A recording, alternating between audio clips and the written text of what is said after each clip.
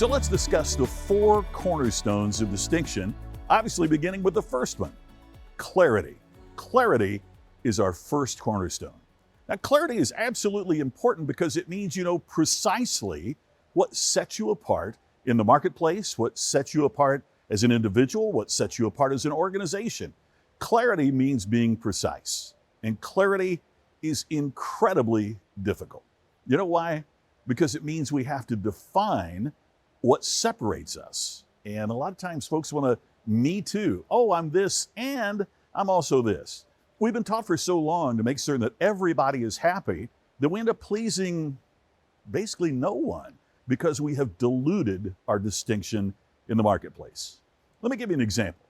Here at High Point University, as you can see, it says High Point University, God, Family, Country. Now that says something about what High Point University stands for. It shows that they know who they are. One of the challenges, though, sometimes with clarity is people assume it separates you in a way that could be perceived as being negative. One of the things they do here at High Point is to make certain that you know that they're very inclusive.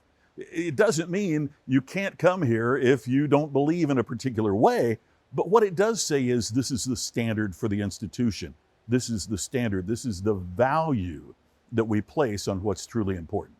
See, clarity is not just about what you are, it also helps define what you are not.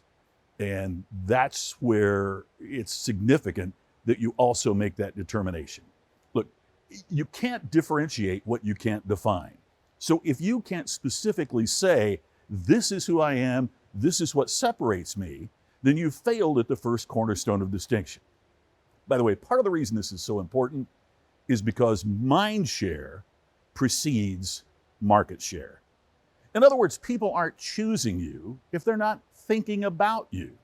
And you can't create mind share with a muddled message. So part of what High Point has done by stating they're a God, Family, Country school, and what they talk about in terms of being extraordinary and this being a caring environment and the messages that they send out separates it from many other institutions in the country. You can do exactly the same. What do you stand for? What won't you stand for? It's important to delineate that to get very specific in clarity. Now, one of the ways you express clarity is through what we call a high concept or clarity phrase. What I'd like for you also to practice and work on is when someone says, what do you do? How do you explain it?